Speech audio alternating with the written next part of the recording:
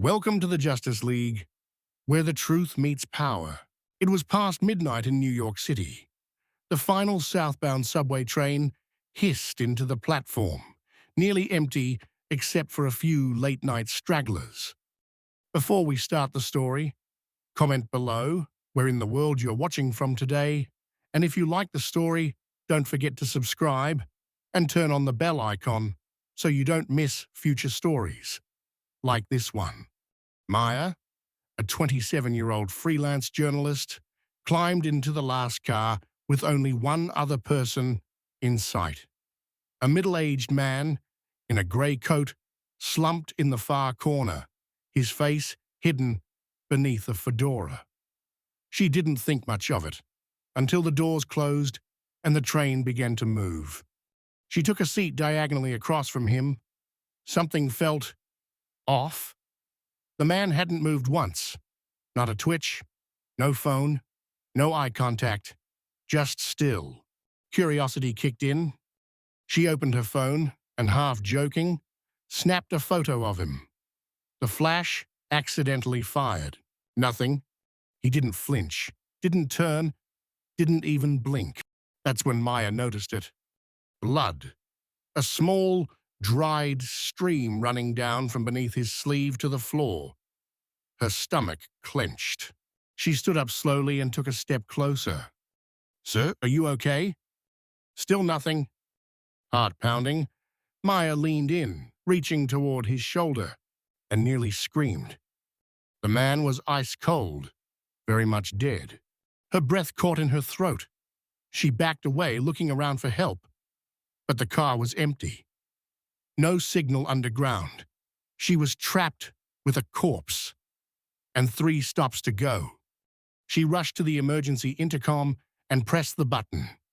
Nothing. Dead system. A voice echoed in her head. "This is a dead zone. No one's listening." Then came a buzz from the opposite end of the car. A figure entered through the connecting doors. A man, tall, wearing black, gloves, and holding a phone. He looked up, saw the dead body, and smiled. "You weren't supposed to be here." Maya's blood froze. The man pulled out a small knife. Nothing dramatic, just something sharp and fast. Instinct took over. She ran, straight past the body, pushing through the next car door. The killer followed. Calm, patient, like he had done this before. Car after car, Maya kept moving, banging on doors, hoping anyone was there. Empty, all of them, but she wasn't giving up. At the penultimate car, she spotted a fire extinguisher locked behind glass. She broke it open with her elbow, grabbed it, and crouched behind a seat. The footsteps were closer now. She could hear him breathing. When he stepped into the car, she held her breath. Then she sprayed him in the face, then swung the extinguisher into his gut. He dropped the knife, but tackled her, dragging her down. They wrestled. He was strong, too strong, but Maya fought dirty.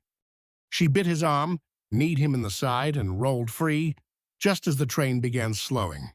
Next stop, Chambers Street. The doors opened. She bolted out onto the platform, screaming for help. And finally, she wasn't alone. A janitor, 2 passengers, security.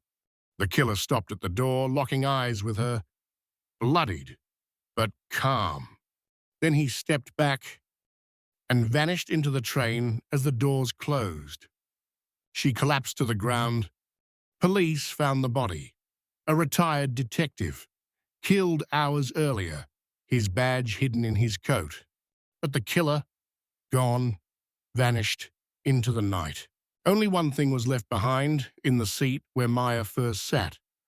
A single playing card. The Queen of Spades.